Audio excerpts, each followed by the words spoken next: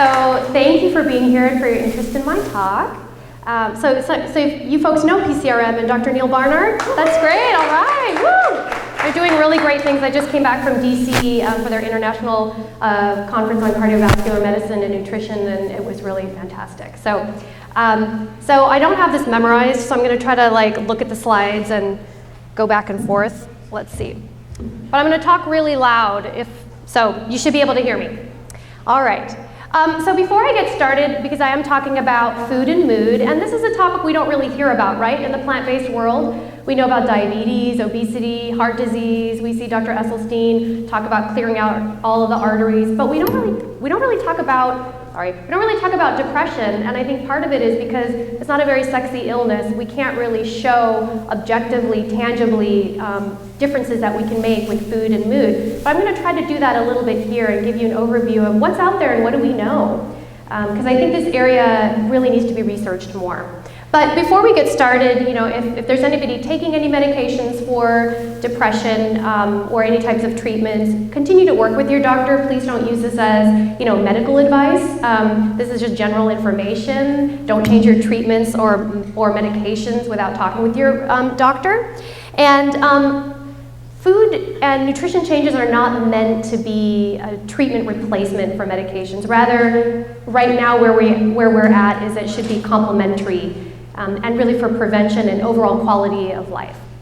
All right, so let's get started. So why depression? Why do we really care? I mean, if heart disease is what's killing us, a third of us are overweight, obese, 2/3 of us overweight, obese, why do we care so much about depression? Well, I was really interested as a psychiatrist to see this data. When you look at the top 10 causes of death in the US, are you guys familiar with kind of what's killing us? The number one killer? Heart disease, right? And what do we mean by heart disease? What are the two big things? Heart attacks, stroke, right? And so that's probably what's gonna get most of us. Well, not us, because we know better, right? We eat plant-based, right? So we don't have all that nasty saturated fat, but other people out there who don't know yet. And so it doesn't surprise us to see heart disease, diabetes, even Alzheimer's. Actually, Dr. Barnard and I and another colleague just published a meta-analysis looking at the connection between saturated fat and Alzheimer's dementia, and there's a real connection there. But what's the 10th cause? Suicide. And we don't really talk about that. We don't really realize that. I think it's taboo, it's scary, people don't want to talk about it. But we need to talk about it. We need to remove that stigma because it's up there. It's in the top 10 of things that are killing us in this country. Not always related to just unipolar depression, but that's a big part of suicide. So it's very important for us to talk about it. So what do I mean by depressed? We talk a lot, I'm depressed, Downton Abbey season is over. Okay, but that's not really depressed. So what do we talk about when we say depression? Because people mean different things. Even when patients come in my office, I have to say, what do you mean by depression? It is a medical illness, so it is recognized as an illness. It's not something that people can tough out, or it has nothing to do with they're just not a strong person, they're not trying hard enough. It is a medical illness, just like diabetes, and that's how I explain it. And it affects almost 1 in 5 people in our country, women twice as often as men, something to think about, and devastating consequences, just like heart disease as well. Self-harm, like cutting, starts a lot in adolescence, and suicide, thoughts of suicide, suicidal gestures, buying a gun, thinking about it, driving by a bridge, thinking about jumping off, and then actually attempting. So people feel sad most of the time. They don't enjoy the things that they used to, right? Tired and unmotivated, fatigued, social withdrawal as well, just don't want to hang out with people. Weight can go up or down, sleep, not sleeping enough or sleeping too much, can't make decisions or focus, and feeling guilty or worthless, and just not performing well in life. And it's interesting to list all of these symptoms of depression because a lot of this can get better simply by changing what we eat. And I think it's helpful to look at depression and the brain, but what's actually happening in the brain. So trying to really make this tangible for people. I want you to have a vision in your mind when you think about depression. This is what a depressed brain looks like. So if you look at a PET scan, which measures the activity of the brain, you can see on the right side, this is somebody who's not depressed, and there's a lot of yellow and orange, so lots of brain activity. And then when you look at somebody who's depressed, you can see how much that brain activity goes down. And that can kind of explain why people just don't want to do much, and they're just not very effective. So there are absolutely tangible changes. And then I think it's helpful to look at what parts of the brain, when you think about depression, what parts of the brain are actually being affected. The hippocampus, so people are familiar with these terms, hippocampus, amygdala, frontal cortex. Hippocampus is where we store memories. This shrinks. If you look at a non-depressed brain and a depressed brain, the hippocampus is smaller. And and we're still kind of trying to understand a lot more about the brain and depression, but really, we're distorting some memories. So maybe we only remember all the negative things happening in life, or people saying bad things about us, or all the bad things that we did. So we kind of have a distorted perception of our lives. And then the amygdala is a fight or flight, so a lot of anxiety. If you have PTSD or depression, anxiety, amygdala is working overtime. And so you can imagine somebody who's depressed is just really suspicious of things. Sometimes they get paranoid, and the anxiety often goes along with that. And then the anterior cingulate cortex and prefrontal cortex, this is what makes us very civilized. We plan, this is our executive functioning, time management, thoughtfulness. When this goes away, when this is affected, again, we're just not effective in life. We're not making great decisions. We can't focus. We can't make decisions. So what causes depression? We don't really know. Need to stop doing that. So we don't really know. When I was training, we really thought it was serotonin. And that's true. Some of the neurotransmitters in the brain, serotonin, norepinephrine, dopamine, GABA, glutamate, these are neurotransmitters that are lower in certain areas of the brain, and perhaps that's affecting mood, appetite, sleep, energy level. But there are other theories as well as to what's causing depression. Cortisol system, people familiar with this? This is the stress response. And then looking at emotional neural networks, so all of the areas of the brain that affect emotion, especially areas like the amygdala and hippocampus, there's certain networks within there that maybe are responsible for depression. Circadian rhythm, so decreased deep sleep, and maybe our sleep cycles are off, and that's affecting other systems. And then this theory of inflammation is really big right now, and seems to make sense. If you think of all the chronic illnesses we have, obesity, diabetes, heart disease, and you look at migraines, rheumatoid arthritis, they're all inflammatory illnesses. That means inflammatory markers are high. And as you'll see, that these chronic illnesses are very related to depression. So there's no surprise there that these illnesses are related, and maybe foods and lifestyles that improve those chronic illnesses because of inflammation can improve depression. So we can see how related they are. And then anatomical changes of the brain, so the smaller hippocampus we talked about, smaller frontal lobes, we're just not thinking as clearly, and just the cells in the brain in general are abnormal. So what treatments are available? So, the usual medications, of course, they have side effects. There's a lot of stigma involved. Therapy, and then there's exercise, right? Light therapy, especially in darker areas with light boxes maybe. And then yoga, right? So there's some good data out there that yoga is helpful. Acupuncture and meditation is one of my favorites. Cats are really good at this. So, there's all these treatments out there, and then there's these electroconvulsive therapies, so this is shock therapy, and then transcranial magnetic stimulation, and then vagus nerve stimulation. So these are some of the newer procedures that you can try for depression. But you can see we've got lots of treatments, and yet it's still a huge problem. So something's amiss. And what causes depression? I think this is helpful to look at as well. Genetics, so definitely if somebody in your immediate family has depression or bipolar or anxiety, chances are you're set up to have depression as well. But really, trauma and abuse early in life can make that more likely. Pessimistic attitude, low self-esteem, grief and loss, so just stressors can really trigger this depression for people.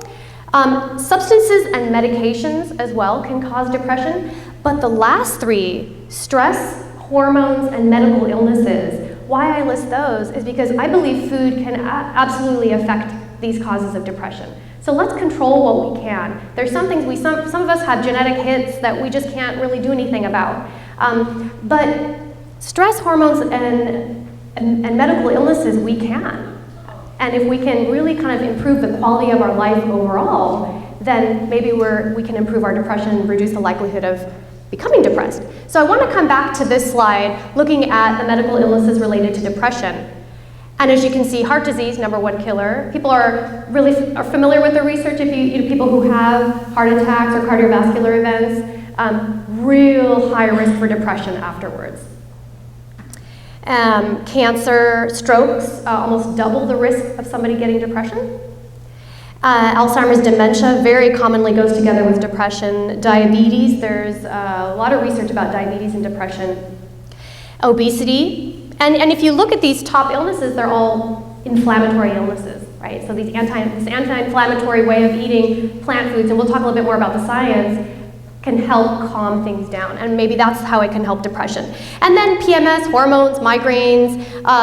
Dr. Barnard and I did a study on migraines and rheumatoid arthritis, and we just had both those papers published, and we saw plant-based diets absolutely improve these illnesses, and depression definitely goes along with migraines and RA. Irritable bowel, fibromyalgia as well. And if you look at what Americans eat, right, it's kind of scary what we eat, but we eat a lot of animal foods. We eat a lot of processed foods, a little bit of plant foods, but this processed foods, we basically eat the ingredients of donuts, right? So like Dunkin' Donuts is right, we do run on Dunkin', but we eat too many donuts. It really should say this. So flour, refined carbs, fats, oils, butter, sugar, salt, that's kind of what we live on. The major contributor of calories in the US are pastries. So there you go. So what's the research on food and mood? What do we know? There's not a whole lot. It's, you have to really search for it, and this is an area where we really need a lot of research, which I'm very interested in. So a good way to look at the research overall, sort of a lazy way, or to make it easier for yourself, is to look at systematic reviews. And so what they do is they put together all of the similar research, and so they'll look at all the research studies that look at a dietary pattern and depression. And they'll combine them all together and combine all their data together as if they were just one big study. And that's a great way of kind of summarizing what the research is out there. Because it's hard to make sense of each individual research study. Because in the news, you see lots of different things right now. It's big on bacon and eggs is fine. All of the scientists were wrong. Cholesterol's not bad. Saturated fat is innocent after all, which is nonsense. But they can make those conclusions from these individual studies, right? So. And so these are some of these are the main kind of recent meta-analyses that are out right now. And I kind of summarized, really sort of drilled it down because in the interest of time, what the take-home message is from these studies. And this is what most people study. These are the nutrients that are most studied for food and mood. Folate, which is a B vitamin, and the other B vitamins, including B12. So in the hospital, when we admit patients on the psychiatric ward, we always check a blood level of folate and B12 because we know if those are low, they're drinking a lot, their folate level's low, right? If those are low, that we can easily kind of replenish those, and that helps their mood quite a bit. Omega-3, people have heard about omega-3 for depression and anxiety, and fish. People love to talk about fish, Mediterranean diet and fish, but it's hard to separate the fish and the omega-3 as well. But those are most commonly researched, and here's what we've consistently, here's the take-home message, what you can consistently see from the research. Fruits and vegetables, nobody will deny. The more people increase fruits and vegetables, when you look at an elderly group in China or adolescents in Australia, or it doesn't matter, all the different studies out there, increasing fruits and vegetables helps. And whole grains versus the donuts versus the white bread, potato chips, the high glycemic index foods, and then Mediterranean diet. And we don't know why Mediterranean diet, probably because it's high in fruits and vegetables and whole grains. Some people, who love olive oil and fish, it's the olive oil and fish. We don't really know, but I do like that they test dietary patterns instead of individual nutrients. Because what we eat is very complex. All the nutrients work together. So you can't, when you isolate a nutrient and study just that, you don't really get the full effect of what's happening in your body. You have to look at your dietary pattern overall, or your results are somewhat meaningless unless you have a true deficiency. If your B12 is like 100, you can, then you can narrow it down to that, and you feel the benefits of supplementation only when you have a deficiency. That's why I tell people you don't really need a multivitamin unless you actually have a known deficiency tested by your physician. Otherwise, you might be getting too many nutrients that your body can't process, and you have buildup of toxins. So, but having just said don't drill it down to nutrients, I'm going to. The important nutrients that we know are the B vitamins, especially folate and B12, omega-3, and if you compare, especially I would say in comparison to omega-6, so you're going to have more omega-6 than omega-3s, but you definitely don't want kind of what the typical American diet gives us, which is 25 omega-6 to 1 omega-3. You want to try to be 1 to 1, which is kind of a tall order, but that means really going for the healthier polyunsaturated fats and staying away from a lot of the kind of vegetable oil fats. So meaning get your fats from nuts and avocados and try to stay away from corn seed oil and all that other stuff. Vitamin D, definitely with low vitamin D levels, we do see depression pretty consistently. And then there's some data to look at magnesium, iron, and zinc. And we know what increases the risk for or worsens depression. It's just not really a surprise. The Western dietary pattern. And the way that they usually describe this in the literature is high in red meat, dairy products, and refined carbs. So what about plant-based diets and depression? Because let's be honest, that's just really what we're all interested in, right? That's what I'm really interested in. Because I know that this way of eating is healthy for our physical health. And so is it also helping our mental health? So there are not that many studies out there, but there's some good ones. My friend, Hannah Kaliova, who works at Loma Linda. People familiar with Loma Linda, the Seventh-day Adventist? Right. So they do a lot of the plant-based research, and they're a really great group. So there are a number, and the Beeshold study was a great one also. And so there are a number of studies that do really support the idea that a plant-based diet, whether vegetarian or vegan, raw or not, does promote a better mood. There are 6 studies that I found out there combing the research that show that a plant-based diet can worsen depression. And of course, two different people reading a paper are going to come out with 2 different kind of conclusions. And so you have to really look at the quality of the studies. And not to say that the plant-based studies don't have their kind of limitations as well, but it was interesting that 5 out of the 6 studies were on adolescents. So when you're looking at kids who are 12, 13, 14, 15, there are a lot of other things going on, and it's really hard to compare that with maybe an older group or even an elderly group. Also, they did comment this concern for adolescents who go vegetarian, is this an eating disorder? And so physicians expressing concern, they're restricting too much, this means something else. Maybe they interpreted that as being depressed. But interestingly, they measured depression with only one question: are you depressed or not? Or something to that effect. And these were not validated assessment tools. That means they haven't tried these questions and tested them in research to see, do they accurately reflect depression or not? So there are a number of faults with these studies. But nonetheless, it's a good idea to really kind of continue researching this area.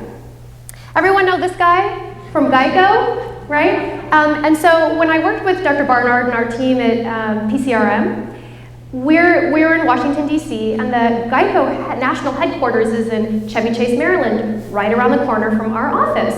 So we decided to do a study at Geico looking at obesity, diabetes, heart disease with plant-based diets. And then I said, I want to look at depression. Why not? There are a few studies out there, but I'm a psychiatrist, I kind of want to put in my 2 cents, and let's see what happens. So we looked at 10 different sites across the country from coast to coast, and the green sites are the ones that adopted a low-fat plant-based diet, and then the yellow sites are the ones that just kept their usual diet the way it was. So we randomized the sites. And those that followed the low-fat plant-based diet, they got a weekly nutrition class from an instructor, like me or one of our dietitians or Food for Life instructors, for an hour at lunch at their Geico headquarters. And they did all plant foods, or a totally plant-based diet, and we watched the oils. That means limit to 30 grams of fat per day. So no added oils. Where you used to add oils and saute, you use water, veggie broth, lemon juice, or something like that. Whole grains rather than refined grains, so that was extra credit that wasn't actually required. And you don't count carbs, and you don't count calories, and you follow PCRM's power plate. The 4 new food groups, right? Fruits, veggies, whole grains, and legumes, so that's beans, lentils. And they could eat as much as they wanted. And we did this for 18 weeks. And these are the kinds of foods they ate, which you guys are all familiar with. Because at this point, usually people will say, well, what did they eat? What was left? Well, we know there's tons of food, right? We've got lots of options. And here's what we got. And this is pretty new data. We just published this paper, American Journal of Health Promotion. So this is the first time I'm presenting these results since that. So we looked at physical and emotional well-being, and what we found was that the plant-based folks in the green, we saw that all these areas of physical health improved, and depression and anxiety improved. So what was that about? To a significant degree. That means it wasn't up to chance. It wasn't due to chance. And productivity. So Geico's interested in this because they insure their own employees, so they want them healthy and working hard. And if you look at productivity, so percent of work time missed, we didn't see any improvements in that. That wasn't significant. But how impaired people were during work, so that means how effective were they working, how much was their depression affecting their work. So overall, how effective are they at work? And then just in life in general, how effective they were. All those parameters were significantly better in the folks that follow the plant-based diet. And you'll hear this from people who start this, that I'm thinking more clearly, I pay attention in meetings, I'm not falling asleep in meetings. That's something I hear very often in my employee wellness group. So why did it improve? How do we make sense of that? Just vegan diets are awesome? We know that, but why? What's the science? So I'm going to break it down a little bit to kind of help explain that. So we saw a significant change in weight, as we know, an average about 10 pounds over 18 weeks, which is, that's averaging it. Some people lost 20, 30 pounds, some people lost less, so that's pretty consistent. That's without increased exercise and controlling for other things as well. And Dr. Barnard and his team, before I got there in a previous study, had measured people's metabolism, and is this maybe a reason why people are losing weight? And they found that we burn up to 16% more kind of energy calories up to 3 hours after any plant-based meal.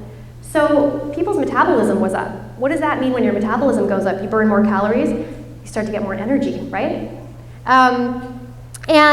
Fiber, it fills you up faster, you just don't feel as hungry. It lowers cholesterol, it draws out excess hormones, so that's helping kind of your body's not having to clear these. The fiber's helping it, so you're expending less energy doing that. And then you're eating a clean diet, so it's less energy digesting all this food. People moved away from those overly heavy protein diets. Protein burns dirty, you've got to clear all those toxins. They've replaced that with healthy carbs, and so they're burning cleaner fuel, so less energy. It's nutrient dense, so there's no nutrient deficiency. So people are getting everything that they need. And these are anti-inflammatory foods, so when your body is less stressed and there's less inflammation, you've got more energy for other things. And so successful weight loss, people feel like they can do anything. There's this great story of Bruce and Hillary. If you Google them on YouTube, just do Bruce and Hillary PCRM. They've got this fantastic story, this young couple who did the Geico study. They lost almost 200 pounds between them. They ran a half marathon and sent their photos to us 6 months after the study. They quit their jobs at Geico, both went to grad school, moved on. I mean, like, it just went on and on and on. No one could recognize them, right? It's like, who are Bruce and Hillary? And it wasn't just they just lost some weight and they bought new clothes. Their entire lives changed, and you will see that. Like, I have the privilege of seeing that in my classes just week by week. The first 3 weeks are stressful, and then people get it, and they do really well, and they're not fighting it. And then you just hear all these amazing things that people are doing, and their self-esteem starts to skyrocket because they failed. They felt like they failed, in quotes, trying to lose weight and get healthy. But here they're successful, and they're good at it, and they're feeling really good. They're doing better at school or work. They have more energy, and that really helps their self-esteem. And self-esteem is a central part of depression. And then increased metabolism increases our energy. When you have increased energy, you're more active, and we all know when you're more active, you feel great. And so it absolutely makes sense that people were feeling better.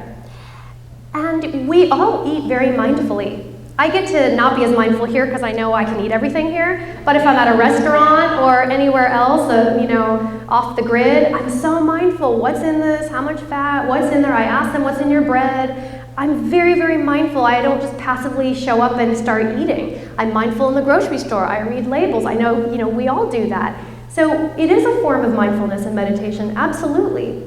And that does bring about mental clarity. And I just started a plant-based nutrition group on campus, so I have young college students in my class now. We're in our 7th week. They're on autopilot. They're teaching me things now. They've lost, tons of weight. And they're saying, I'm questioning other things like, is binge drinking alcohol really that good? I'm like, okay, I thought that one was obvious, but to a 20-year-old, maybe it's not that obvious. Like, I'm questioning if I should be doing this anymore. That's fantastic. That's great. Here's our health and wellness department running around trying to tell people to stop drinking, but you gotta personalize it. It's gotta come from inside. And they're questioning all of these things. We just go out and eat, I'm thinking about the animals. Like, oh, okay. Well, tell me more. What did you learn? I watched this video. And so it starts to grow and grow. And so it's not just losing weight. This is a whole lifestyle change. And so mental clarity, they're doing better in school. And we saw that better productivity as well for the Geico folks. And insulin and blood sugar levels are evening out because we're not getting french fries and donuts and everything's kind of going up and down, and meat spikes insulin more than pasta does. Pasta gets the bad rap, but meat spikes our insulin. And so what happens? We're hungry, we don't feel satisfied, we're edgy, we're irritable, and then we're in food coma after we eat. I mean, we're kind of all over the place when we're eating these, meat and dairy heavy diets with lots of fat. But now everything's kind of evened out, and that helps with cravings and hunger and energy level and mood. And something I hear a lot is, I'm not as irritable anymore. I have more tolerance for people. These are exact quotes. And then changes in diabetes. We know from Dr. Barnard's great work and many other researchers out there who are doing great work. Absolutely plant-based diets. American Diabetes Association in their Standard for Medical Care each year lists a vegan diet, plant-based diets, and references Dr. Barnard's studies as a treatment, an effective treatment option for diabetes. So you can prescribe this diet for people with diabetes. So no surprise there that this diet improved diabetes, hemoglobin A1C, better than a medication. That's better than metformin in 18 weeks. Hemoglobin A1C is an average of blood sugar over the previous 3 months. Cholesterol plummeting as well, down by about 13, 14 points in total cholesterol and the bad cholesterol. The bad cholesterol is what clogs your arteries. And diabetes, not about fat, it's about it's not about carbs, it's about fat. See, it's even ingrained in my brain.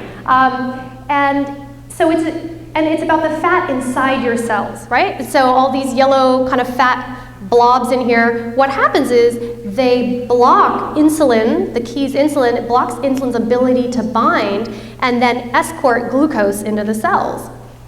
So what happens is insulin should bind to that keyhole and then kind of lets glucose into the cell. And that's how you reduce the blood sugar in your veins, in your arteries and veins, and into the cells. But when you have too much fat from all these animal foods, all the saturated fat, what happens is insulin can't bind to the keyhole, you can't get glucose in, and that's insulin resistance. The more insulin resistance you have, the more risk for diabetes. This is type 2 diabetes. Type 1 diabetes is you just don't produce the insulin. But sadly, we used to call type 1 diabetes juvenile diabetes. The type 2 is juvenile now. There's lots of kids with pre-diabetic and type 2 diabetes. All right. And then cancer, excess body fat, and a high-fat, low-fiber diet. Gee, whose diet sounds like that? Standard American diet, right? And both of these promote increased hormonal activity. And what happens? Especially hormone-sensitive cancers, breast cancer, prostate cancer, right? Two major cancers. And I think this is interesting. I try to make everything as visual as possible so people can kind of remember this. If you eat a hamburger, every day for 10 days, this is what your arteries start to look like with saturated fat, right? Saturated fat, it's the type of fat that turns like white and thick when it's sitting out, right? Yeah, Crisco. Oh, yeah, that's right. I remember that big jar of blue Crisco that used to be in our cabinet in the 80s, right? And then if you eat a veggie burger for 10 days, here, I even have to show you where it is. It's down here. You might not even be able to see it. So you can already see how different that is. And Dr. Michael Greger from Nutrition Facts, many of you may know, he just put this great study out there, which we've known for many years, but now this definitive study that shows if you eat a high-fat diet, within 4 to 6 hours afterwards, you can have hardening of the arteries and a cardiovascular event. You can have a heart attack. And so on Super Bowl Sunday, it's not that people are stressed out because their team isn't winning. It's because they're eating pizza and wings. And so there you go, in pretty immediate effects. And this is not a great graphic. I'm sorry it's so small, but you can see here, this is a high fiber, high protein. This is your Atkins diet, most of the buildup. This is a pretty standard American diet, still having a buildup. And it's not so much that we're concerned it's going to clog the artery. We're afraid that it's going to start tearing the artery and become a plaque and break off and then clog an artery somewhere else. That's how heart attacks happen. And then this is a low-fat, plant-based diet, which is the ideal in terms of lowering heart disease risk. And no surprise, top food sources for saturated fat in this country.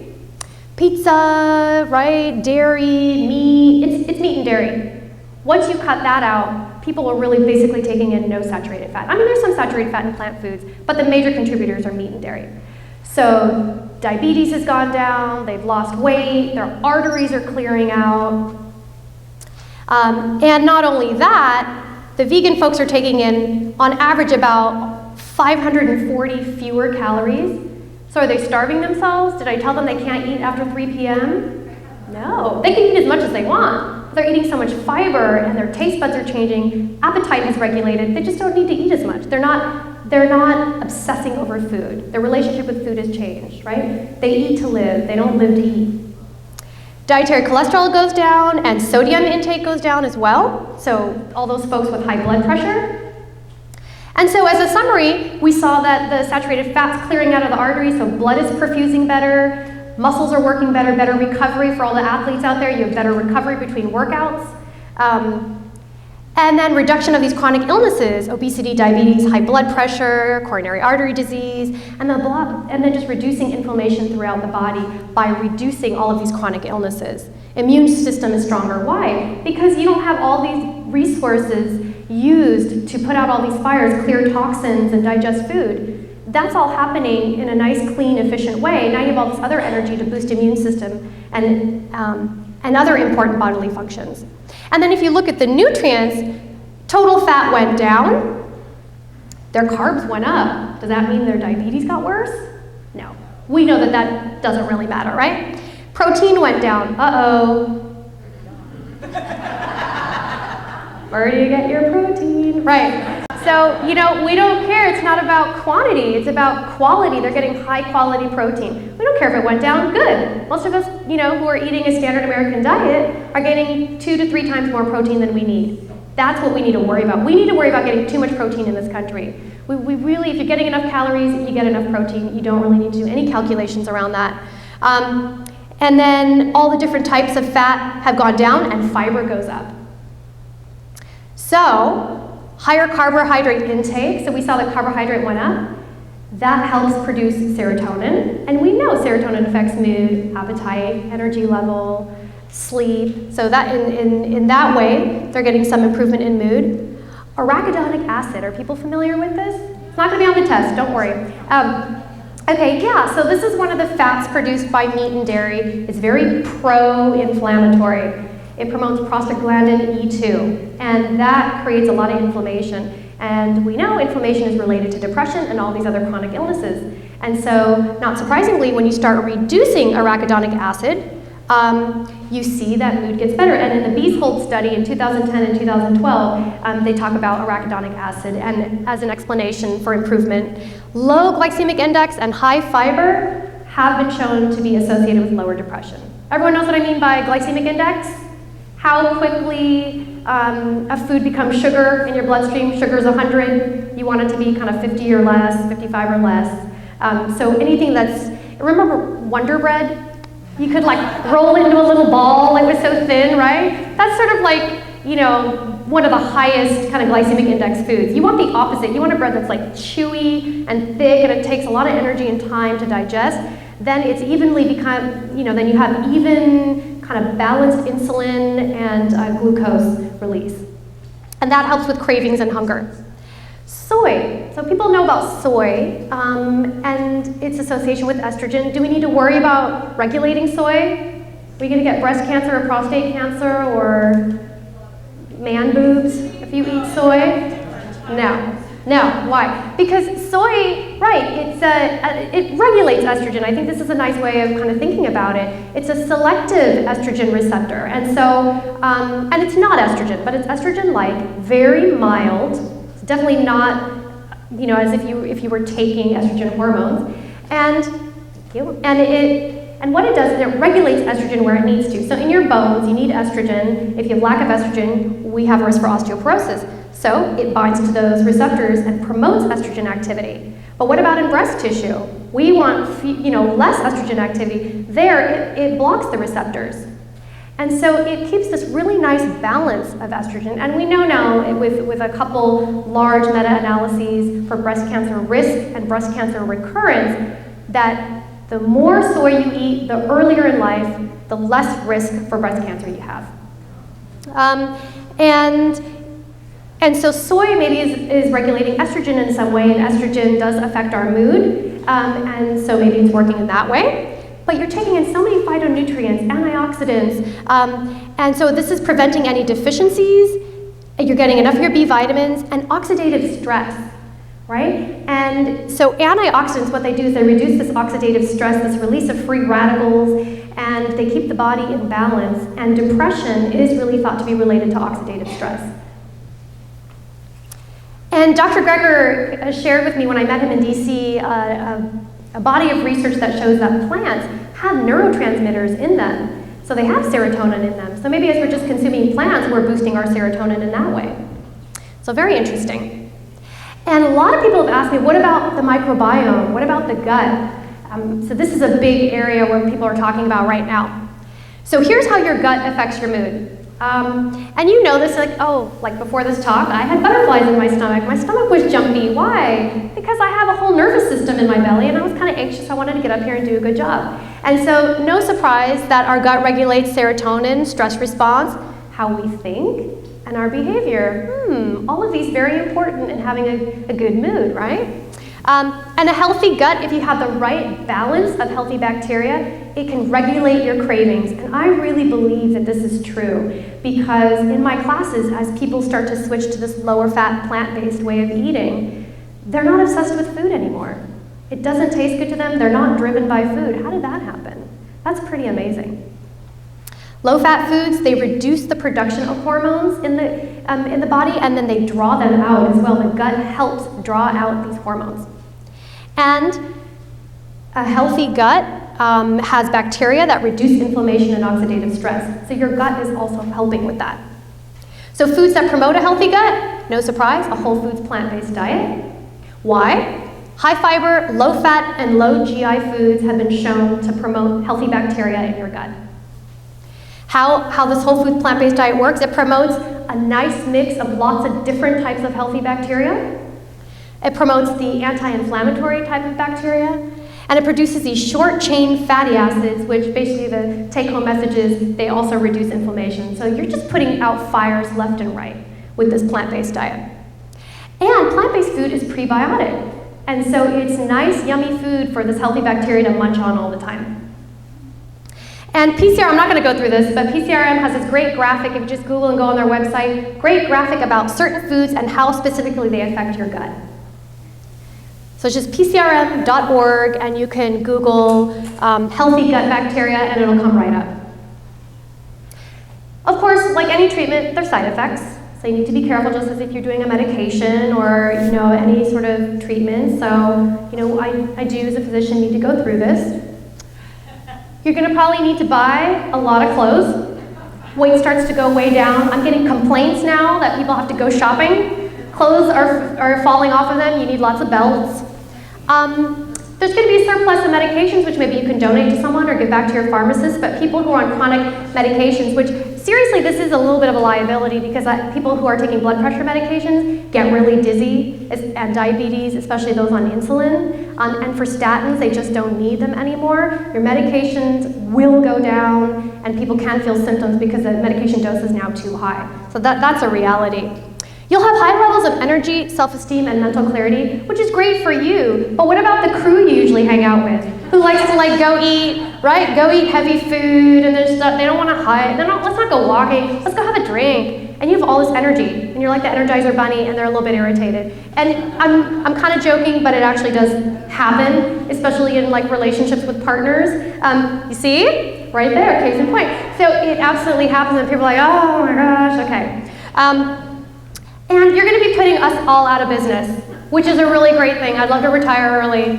I know I look young, but I've been around for a while, and I'd love to just not be a psychiatrist anymore and just teach plant-based diets. But there's such a need for it, so, but you can absolutely put us out of business, which is great. So the standard American diet, I think very aptly labeled sad. And maybe the power plate is the new happy diet. Maybe we can consider this as a diet that makes us happy. So how do you get started? You eat plants, you cut out the oils, limit the fat, eat as much as you want. PCRM's 21-day vegan kickstart, they have a new phone app. It's going to start September 1st. Anything you would ever want to ask me right now about how to get started, they've got it. It's fantastic, and they also have a web-based one that starts the 1st of every month. It's all free. I don't promote anything that costs any money. It's all free. Tips for success. Everyone taking a daily B12 vitamin or several times a week, okay? Your body does store it for a few months. But anyone 50 or older on any diet should be taking a B12 anyway. We just don't absorb it as well. Have your vitamin D level checked. I'm not saying go out and take supplements, but someone especially with my complexion, my D is very, very low. I'm out in the sun all the time. I do have to get supplements to get up to the normal level. Have your doctor check it, and only if you're low, then take supplements to the point where you get to a normal level, and then try to get it from the sun. As much as you can get things naturally, that's how I recommend it. And you don't really need to take anything else. Resist the urge to focus on single nutrients or foods. It's not just about omega-3. It's not just about B12. It's not how our bodies work. They're much more complex. We think we're smart. We think we figured it out. Our bodies are much smarter and much more complex than we are and than can we understand. So it's about what do you eat most of the time, not single nutrients. Don't skip meals. Eat breakfast. Eat in more than you eat out. Make it fun and enjoyable. This is really the key to being healthy. Replacing oil with water or veggie broth. One smoothie and one green salad a day, great place to start. Eat the rainbow, you want a colorful plate. So, but how do you get from not liking your veggies, to loving your veggies, right? To just loving those potatoes, loving the veggies. Dr. Weil in The Pleasure Trap came up with this great graphic where he talks about when we're young and our parents feed us good foods. I know my nephew eats vegan and he eats all whole grains and fresh veggies. And so he's right around here. He's not really driven by ice cream and fries and stuff. Not yet anyway, right? Because he's used to kind of just being in a normal place. But what happens? Start going out, popcorn with butter, candy, all this stuff. And now our just brains are ding, ding, ding, ding, like dopamine, serotonin, constantly, and now we're kind of driven by food. Oh, that barbecue smells good. Oh, I have to have this. I'm dreaming of pizza, right? All of this stuff. And so we're kind of at this high stimulus level. And then what happens? We eat that all the time, and now we're like, I gotta eat more and more and more. I need more food. Can I get that animal style? Can you supersize that? Can I get cheese on that? Because we're just not satisfied. And then some, crazy doctor like myself says, come into my class, I'm gonna teach you to go low-fat plant-based. And, come into my class, and it's like, oh, this is depressing, this is horrible, this food is gross, I can't do this. This is deprivation, everything in moderation. I don't like to do anything extreme, right? I tried it, I got sick, I have friends who tried to go, I got sick, protein, all that stuff. And then what happens is, in 3 or 4 weeks, your brain begins to rewire. And it starts to regulate. And then you're back to this kind of happy medium. So expect the 3 to 4 weeks, tough it out, and for a lifetime of happiness and health. Rewire your brain, go 100% for 4 weeks, fight the cravings, be very thoughtful about what you eat, your food choices. Make it a lifestyle. It's not about getting into a wedding dress or wedding tux or, in 5 weeks I want to get thin. It's not about being thin. It's about being healthy, being around for for the animals, the people that you care about. And avoiding caffeine, nicotine, and drugs can be really huge. People sort of naturally try to kind of stray away from these things as they're getting healthier. Reducing alcoholic drinks to 1 a day. I know I'm in wine country, but especially for women, more than 1 drink a day starts to increase our risk for breast cancer. And one last note, don't eat animals, adopt them. This is my cat, Goosey. She only has 1 eye, but she likes to wear glasses. And you know, there's a lot of interesting research. Those who have animal companions, they're better overall health. The animals lower blood pressure, lower stress, people sleep better, they're less lonely, a sense of purpose. That is huge for depression, especially suicide. Giving people a reason to live, feeling like their life has meaning. Animals have a great way of doing that. And a sense of unconditional love. So thank you very much. This is my Facebook page. Please like it and visit me, and thank you so much.